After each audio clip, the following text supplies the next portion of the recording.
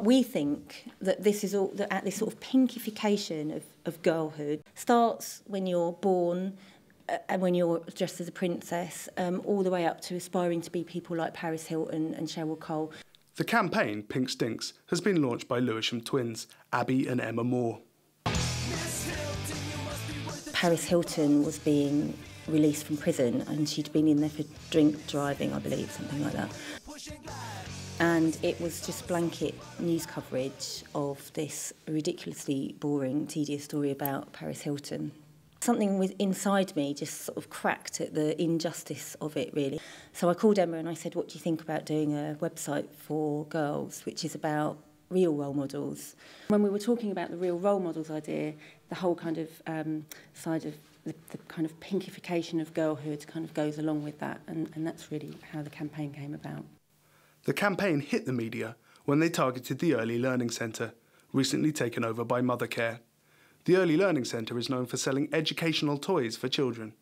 They are very, very gendered, so that there is a pink alley, as they're known. And really our main issue is because they purport to be a centre of learning, we're asking, or we wanted to ask them, what are you learning at the Early Learning Centre? And our answer to that is actually you're learning your place. Because when you look at their products, the ones that are pink and are clearly therefore intended for girls, tend to be about passive play, about make-believe and fantasy, about being pretty, about being princesses. And the stuff for boys is action and adventure and about discovery and is much more exciting. Abby and Emma's Pink Stinks campaign also targeted the multi-billion-dollar Disney Corporation. Disney does have a lot to answer for. Disney really needs to be pushing the boundaries more than it does. It is very princess orientated. In fact, it's totally princess orientated when it comes to girls and the merchandising. They make billions every year on that merchandising. So we believe that they really ought to be being braver and being more diverse and celebrating girls and female characters in a much more modern way, actually. Ever since the campaign was launched, there have been mixed opinions about their views.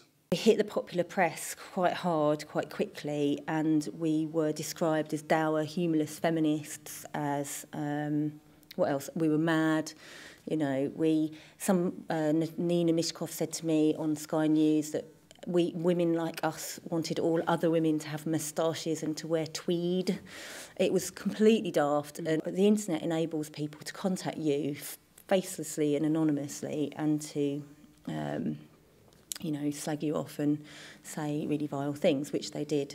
We knew all of a sudden that actually we were talking about something that people recognised. They did understand that this was an issue. But most importantly to us was the emails and things that we received from children and from girls in particular.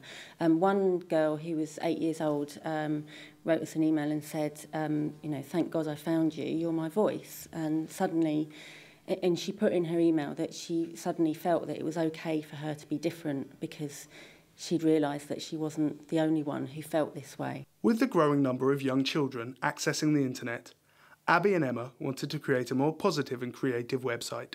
We've always wanted to give girls somewhere to go on the internet that sort of counteracts a lot of the stuff on the internet is very beauty-based, boys, pop stars, beauty, clothes, fashion, beauty, pretty, and pink. And I really passionately want to give girls, and boys for that matter, children, somewhere else to go on the internet. It's so powerful. What is it? 80% of kids are on the internet every single day. For us, it's very much about focusing on positive things, and it's about focusing on women who achieve all kinds of different things, doing amazing different stuff, using their talents, using their brains, being funny, being clever, being different, all of those kind of things. And I think, yeah, so for us, it's definitely about focusing on the positives.